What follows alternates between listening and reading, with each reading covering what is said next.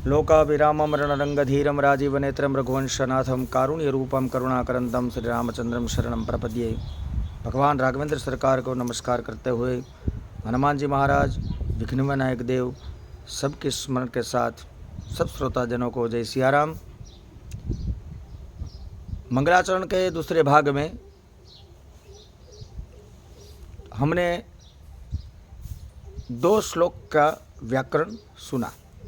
अब तीसरा श्लोक है जो तुलसीदास जी लिखते हैं, वंदे बोधमयम नित्यम गुरु शंकर रूपिणो यामाश्रितो ही वक्त्रोपि चंद्र सर्वत्र वंद्यते। तुलसीदास जी कहते हैं कि मैं वंदना करता हूँ। किसको? कहते गुरु को वंदना करता हूँ। और गुरु कौन है?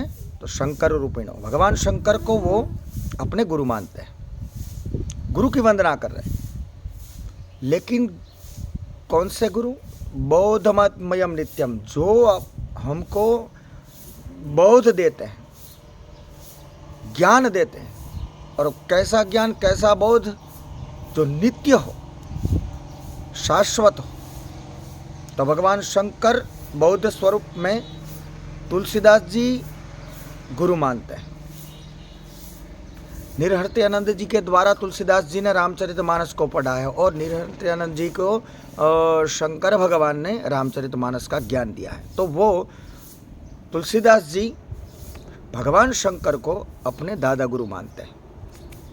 तो गुरु की वंदना में वो गुरु शंकर रूप को वंदना करते हैं। और वंदना भी किसको? बोध को, बोध स्वरूप को।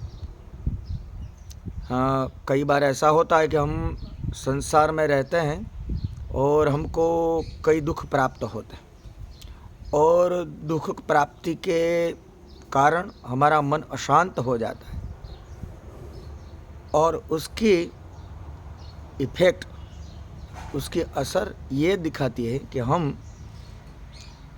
थोड़ी देर के लिए, थोड़े समय के लिए हम वैराग्य की ओर जाते हैं। जैसे कई बार ऐसा होता है कि कोई लोग गुजर जाते हैं तो हम स्मशान में जाते हैं और स्मशान वैराग्य हो जाता है।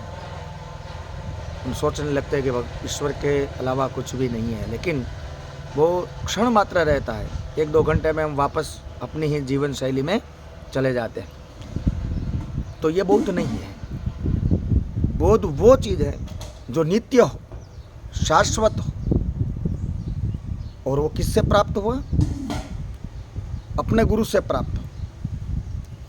तुलसीदास जी अपने गुरु को शंकर रूप में स्मरण करते हैं, मानते हैं। और वो भगवान जो नित्य है और ऐसा बोध है जो परम तत्व बोध है, उसको वो अपने गुरु मानते हैं। और शंकर भगवान को ही गुरु क्यों मानते हैं?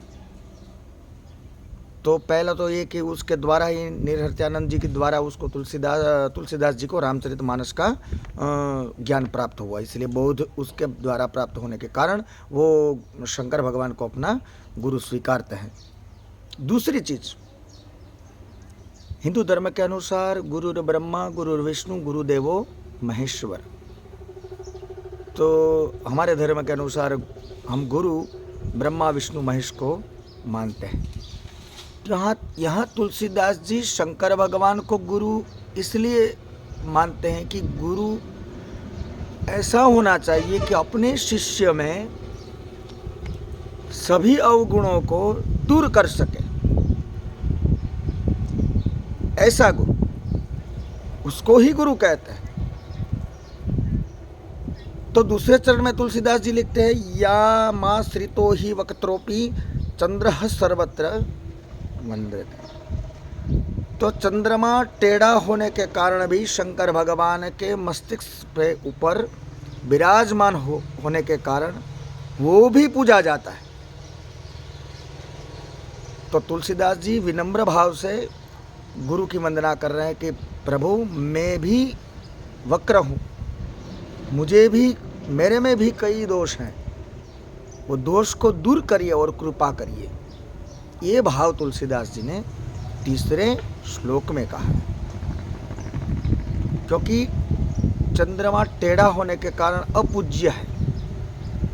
भगवान शंकर के मस्तिष्क के ऊपर विराजमान होने के कारण वो भी पूजा जाता है। तो तुलसीदास जी कहते हैं कि वंदे बोधमयम नित्यम, मैं वंदना करता हूँ उस नित्य बोध को जो शाश्वत है, नित्य है, उसकी मैं वंदना कर रहा हूँ। किस रूप में कर रहा हूँ? तो भगवान शंकर के रूप में कर रहा हूँ। क्यों? क्योंकि नरहरितानंद जी के द्वारा उसको तुलसीदास जी को रामचरितमानस का ज्ञान प्राप्त हुआ। और कहते हैं चंद्र टेढ़ा होने के कारण भी शंकर भगवान ने उसके ऊपर कृपा करके उसको पूजनीय बना दिया। तो हे भगवान, मेरे में भी कई अवगुण होने के कारण भी आप मेरे ऊपर कृपा करिए, जिससे मेरा ये ग्रंथ पूजनीय हो जाए। ये गुरु की वंदना है। तो आज के लिए भगवान एक मंगलाचरण में तुलसीदास जी गुरु की वंदना कर रहे हैं, और गुरु के समान कोई नहीं है, इसीलिए तीसरे श्लोक में केवल गुरु की ही वंदना है। तो सब श्रोताओं को गुरु जी की वंदना के साथ जय जय सिया राम, जय सिया राम।